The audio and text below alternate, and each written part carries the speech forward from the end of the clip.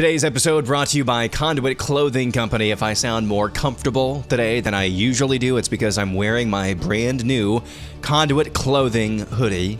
It is phenomenal. It is very comfortable to wear. I couldn't wait. I didn't even let my wife wash it. I had to put it on right away. Very comfortable, nice and warm, and it's just high-quality clothing as well. Complete with the Conduit Clothing Company logo on both the front and the back. Opportunities to strike up a spiritual conversation. That's the whole point. The whole mission of the company is to start conversations and to get a Bible into the hand of as many people as possible. That's why every order at ConduitClothing.com ships with a hardcover ESV. Even my order that Evan comped on behalf of Conduit Clothing, even that one came with a hardcover Bible as well. Find out what it means to be a conduit for Christ at ConduitClothing.com. ConduitClothing.com. Crucial conversations, cool clothing, ConduitClothing.com. It's Thursday, October 16th, 2025. President Trump rips off the Band-Aid. We are indeed in a trade war with China.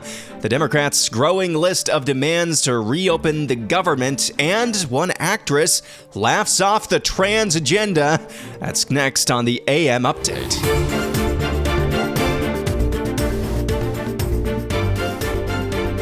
Yeah. If you can't come to an agreement or a deal at that meeting, are we in for a sustained trade war with China? Well, you're in one now.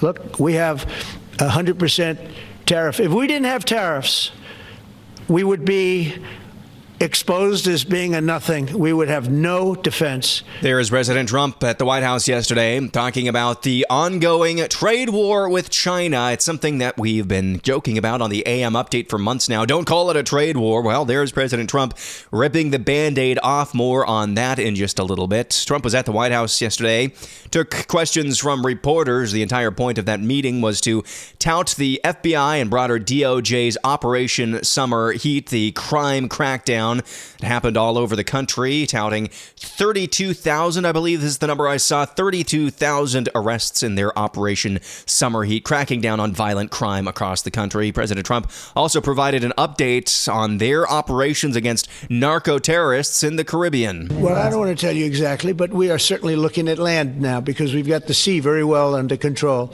We've had a couple of days where there isn't a boat to be found. And that, I view that as a good thing, not a bad thing. But we had tremendous amounts coming in by boats, by very expensive boats. You know, they have a lot of money, very fast, very expensive boats that were pretty big.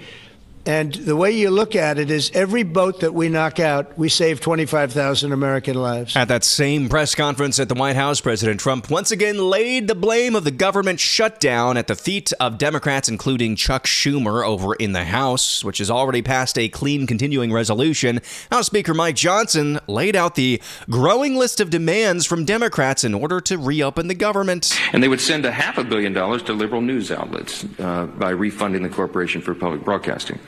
It would also restore up to $5 billion of American taxpayer funds for wasteful spending for international projects. Here's a couple of examples. This is in their legislation, their counterproposal on the CR to keep the lights open. This is what they want to do. They want to spend $24.6 million of your hard-earned dollars as a taxpayer for climate resilience in Honduras. They want to spend $13.4 million for civic engagement in Zimbabwe. They want to send $3.9 million for LGBTQI plus democracy grants in the Western Balkans. They want to spend $2.9 million of your dollars for desert locust risk reduction in the Horn of Africa. And $2 million for, quote, organizing for feminist democratic principles in Africa. You know, about 20 years ago when I was a young kid starting to first become politically aware, something like that soundbite would have incensed me. Now in the year 2025, it's like, oh yeah, that sounds pretty on brand for the Democrat Party. OMB Director Russ Vought tells Andrew Colvett on the Charlie Kirk Show, more federal layoffs could be coming very soon. We're definitely 10,000 people. We're definitely talking thousands of people. Much of the reporting has been based on kind of court snapshots, which they've articulated is in the 4,000 number of people. But that's just a snapshot, and I think it'll get much higher. And we're going to keep those rips rolling throughout this shutdown because we think it's important to stay on offense for the American taxpayer and the American people in getting a government that, if there's an opportunity to have less bureaucracy, and think of Green New Deal programs programs at the Department of Energy. Think the Minority Business Development Agency at Commerce that divvies up business grants on the basis of race. Think environmental justice at EPA. Think about CISA. CISA was an area that we riffed, which was participating in censorship of the American people. We want to be very aggressive where we can be in shuttering the bureaucracy, not just the funding, but the bureaucracy, that we now have an opportunity to do that. And that's where we're going to be looking for our opportunities. That's OMB Director, Office of Management and Budget Director Russ Vogt, saying there could be many thousands more layoffs of federal workers. Over at the Supreme Court, oral arguments yesterday in a case that could strike down the Voting Rights Act, which in effect would make Democrats an endangered species in the South, much like they are in a lot of deep red northern states, like in the Midwest, the upper Midwest, what have you. Ketanji Brown Jackson, the highest court's resident token DEI hire. You'll recall during her confirmation hearing, she said she's not a biologist, so she doesn't know what the answer to the question is, what is a woman? Well, here she is at the Supreme Court yesterday saying she doesn't know what a woman is, but she does know that black people are just like disabled people. I guess I'm thinking of it, of the fact that remedial action absent discriminatory intent is really not a new idea in the civil rights laws. And my kind of paradigmatic example of this is something like the ADA. Congress passed the Americans with Disabilities Act against the backdrop of a world that was generally not accessible to people with disabilities. And so it was discriminatory in effect because these folks were not able to access these buildings. And it didn't matter whether the person who built the building or the person who owned the building intended for them to be exclusionary. That's irrelevant. Congress said the facilities have to be made equally open to people with disabilities if readily possible. I guess I don't understand why that's not what's happening here. The idea in Section 2 is that we are responding to current day manifestations of past and present decisions that disadvantage minorities and make it so that they don't have equal access to the voting system. Right? They're disabled. In fact, we use... There is Ketanji Brown Jackson. She is a member of the nation's highest court, saying in no uncertain terms she believes minorities, black people, and in what she's saying here, are disabled. That's what she said there. She believes that black people are disabled because of the color of their skin. That prompted the Babylon Bee headline, something akin to Justice Clarence Thomas had to sit Ketanji Brown Jackson down and explain to her that no, black people are not disabled, just her. Ouch. Speaking of Clarence Thomas, we'll hear more from him in the oral arguments in that case that would essentially overturn the Voting Rights Act later on. But first, we go back to the trade war with China. Here's Treasury Secretary Scott Bessent, again, not happy with the CCP. As the president said, we want to help China, not hurt it. If some in the Chinese government want to slow down the global economy through disappointing actions and through economic coercion, the Chinese economy will be hurt the most. And make no mistake, this is China versus the world. They have put these unacceptable export controls on the entire world. China is a command and control economy, and we and our allies will neither be commanded nor controlled. They are a state economy, and we are not going to let a group of bureaucrats in Beijing try to manage the global supply chains. There is Treasury Secretary Scott Bessent, again laying down the law for this Chinese Communist Party, who last week essentially tried to put the kibosh on any production of any product, basically, that has a semiconductor in it. That's basically what they tried to do. They were smacked down pretty hard and pretty fast by the White House and some other Western nations. I think this entire trade war is probably going to boil down to whether or not the corporate boardrooms are more in alignment with their own governments in the West, and whether the West actually, and it's apparent this administration does see China as adversarial, despite what their messaging is. They do see China as adversarial, but whether or not the governments of the West see the same thing, see the threat that China poses, that they just illustrated for the world to see last week with trying to basically put their claws around the entire global supply chain for any technological product whatsoever, which is everything these days. Whether or not Western governments see that problem, and whether or not the corporate boardrooms in those Western governments actually are aligned with their own countries against the Chinese. That's what this all is going to boil down to. Also, as an aside, Treasury Secretary Scott Bessent took questions from reporters yesterday. Also not happy with this reporter. Are the president's tariffs not taxes on imported goods? That's easy because tariffs are a surcharge, not a tax. They could be paid by the exporter. They could be paid by the country. When you go and get your driver's license, you pay a fee. Is that a tax? Is it a tax? I'm asking you the question, sir. And I just appreciate the answer to it. Thank you. And if we, I'm giving you an answer that maybe you don't like. The other thing is, this case, and Ambassador Jameson is a lawyer. I'm not. As am I. Thank you. I won't tell you the one thing I agreed with Lennon on. Gosh.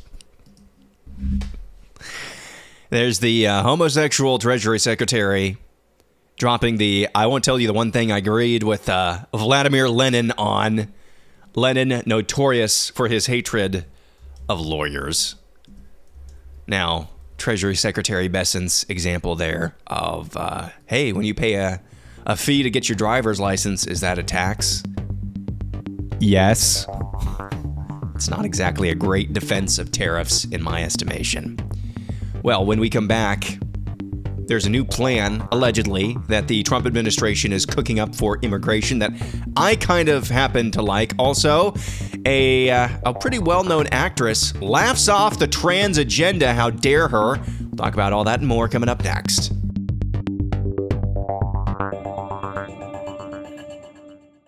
Want to remind you that today's episode brought to you with minimal interruption by Conduit Clothing, conduitclothing.com, where they have a variety of new options, especially for the ladies out there. Our friend Evan at Conduit Clothing sent my family a box full of goodies, including a new cropped hoodie sweatshirt for my wife. Her exact quote when she saw it was, "That is really cute." Plus, you'll know it when you feel it in your hands. Conduit Clothing Company's clothing, it is really top-notch, high quality. I wouldn't recommend them if they didn't make a good product as well. Plus, that evocative Conduit Clothing logo is sure to maybe start up some crucial conversations about spiritual matters with your unbelieving family, friends, co-workers. That's the whole mission of the company, to strike up those conversations and to get a Bible into the hands of as many people who need one as possible. Every order ships with a hardcover ESV Bible. Find out what it means to be a conduit for Christ at conduitclothing.com. That's conduitclothing.com. I saw your voicing Professor Umbridge in the new Harry Potter audiobooks. I was wondering, are you aware that some fans are calling for a boycott, given J.K. Rowling's ongoing campaign against trans people? I was not aware of that, no. I'm very sorry. I think we're all living in a period of time right now. We're all going to have to figure out how to live together, aren't we? And we've all got very different opinions. So I hope that we can all find respect. British actress Keira Knightley there. You'll know her, at least in my case. I know her from the Pirates of the Caribbean movies. She's been in a lot of well-known works. Laughing off a question about, hey, you're going to be voicing a character in the upcoming remake of the Harry Potter audiobook series. Have you heard that there's this big campaign to basically dehumanize J.K. Rowling? And what did Keira Knightley do there? She laughed it off. We all have different opinions. We're all going to have to live with each other and be respectful, won't we? Next question. And laughing while she did that. That, at the very least, is just another example of how I think the trans agenda is finally facing some headwinds. Love to see that. Do not love to see that they're remaking the Harry Potter audiobook series.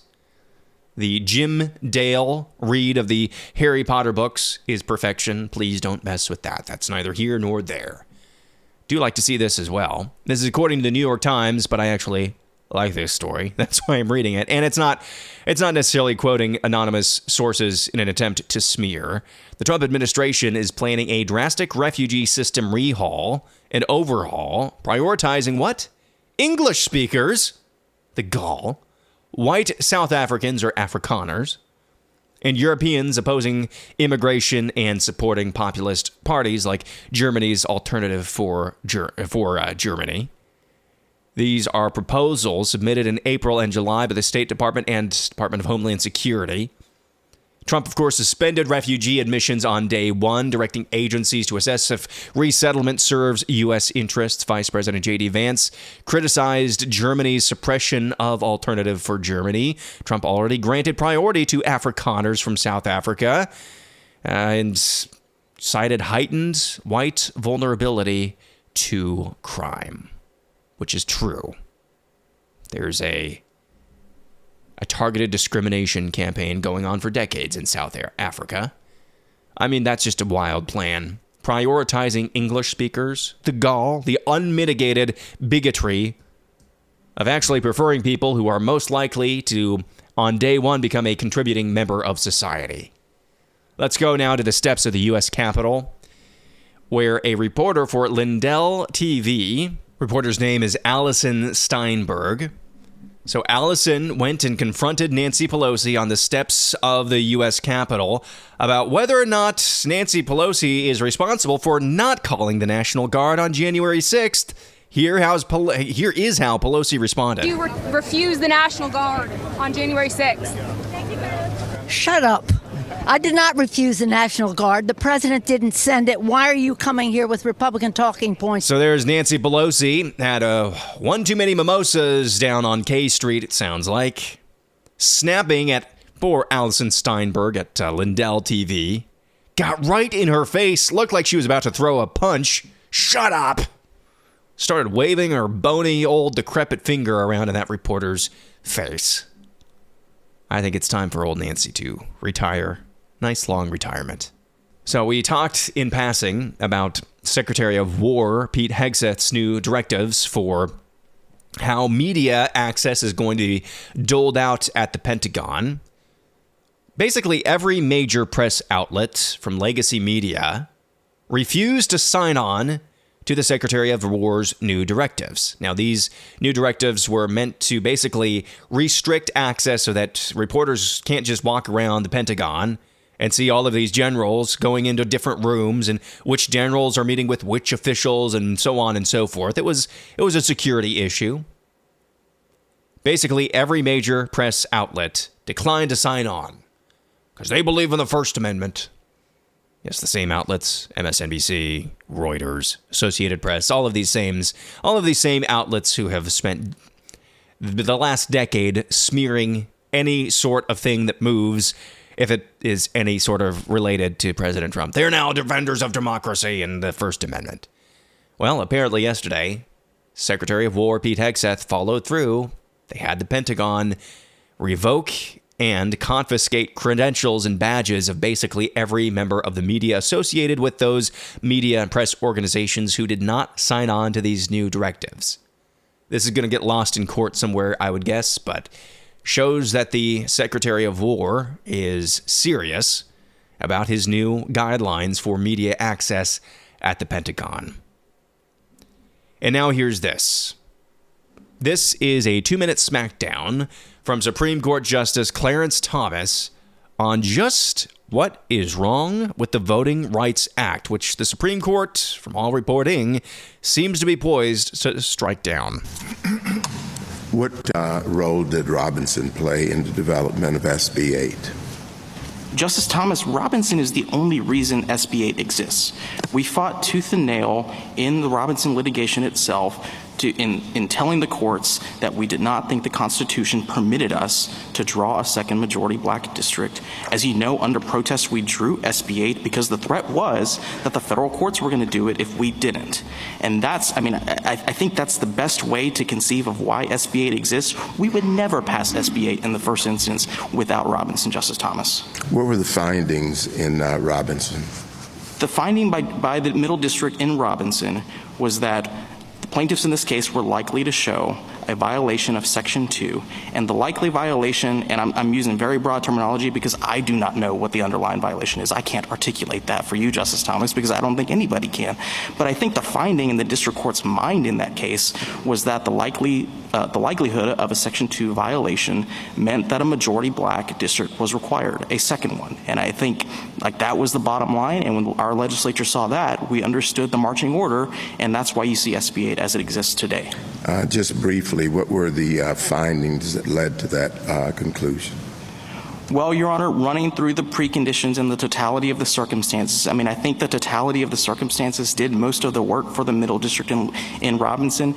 Senate Factor 1, the official history of past discrimination. Justice Thomas, we can never outrun the bad era of poll taxes, of grandfather clauses, of literacy tests. I think we're always going to lose across the board on that kind of analysis, and that's what the Middle District in Robinson focused on, is how bad was Louisiana in the 1930s, 40s, 50s, 60s, and, add all that together, and at the end you have a vote dilution finding that I don't think is clearly articulable in the way that SFFA requires a finding of discrimination to be specified.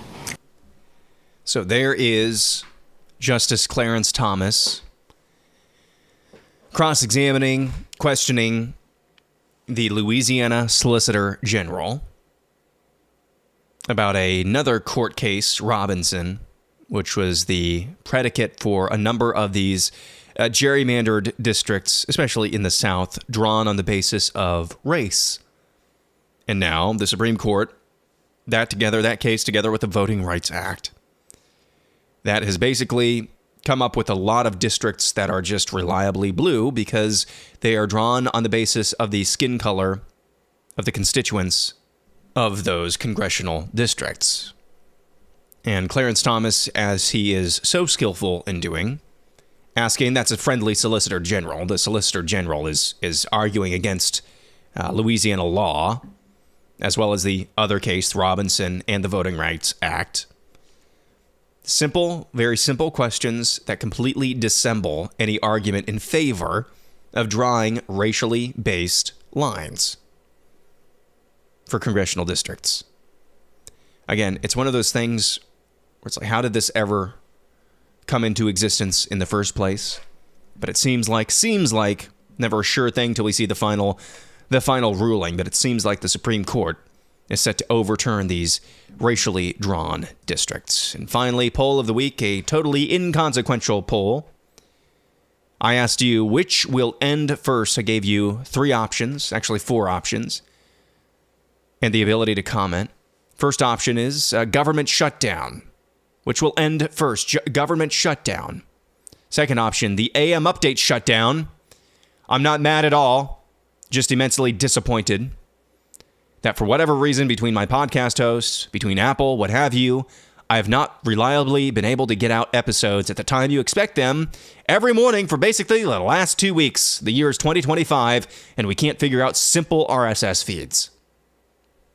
Third option I gave you was Apple sucks. Fourth option I gave you was Apple blows. Comment below. Here is the result of that poll. Apple blows, comment below, in fourth place at 10.8%. In second place, we have a tie with the government shutdown and the AM update shutdown. A tie with 28.9% of respondents saying those 2 incidents will end first. And in first place, Apple sucks with 31.3%. Here's what you had to say. James Moon says, I've been listening every day, every episode on Apple. Well, you're one of the few. I can't even get my premium subscribers. I can't guarantee that they're paying extra to listen ad-free. I haven't even been able to guarantee that they get episodes every day, even though I've been doing them every day. AV Matters says, I have redundancy with Amazon Prime Music and iHeartRadio for my podcasts. Good for you, AV Matters. Getting the AM update no matter what. I appreciate you. Light the Dark, California says, when do you think the downfall of Apple started after Steve Jobs passed away? He was a tough cookie, but their emphasis on functionality and design really went downhill. Their emphasis on profits and iteration into oblivion started when he died. Tom says, I'm going to be optimistic about this poll. I chose number 1, that the government shutdown will end. I didn't see episodes from last week until this week. Apple must have thought you were on vacation from the AM update. Well, as of yesterday afternoon, it seems as if things are back in working order again, but I'm not sure. Hopefully they are. Rob says, I won't touch Apple products. Trumpet says, Apple blows. Those commie bastards are trying to suppress your monetization. It's all about the socialism, baby. Antifa and Apple begin with the same letter. Coincidence? I think not. Trumpet, I like the way you think. I happen to agree. That's going to do it for a Thursday. Tomorrow's Ask or Tell Me Anything. Ask me any question you want. Tell me any news story you think needs covered on the AM Update. Make your submissions. Look for the pinned post at AM Update, Real AM Update on X. Have a wonderful Thursday. Back at it again tomorrow. I'm Aaron McIntire, and this is the AM Update.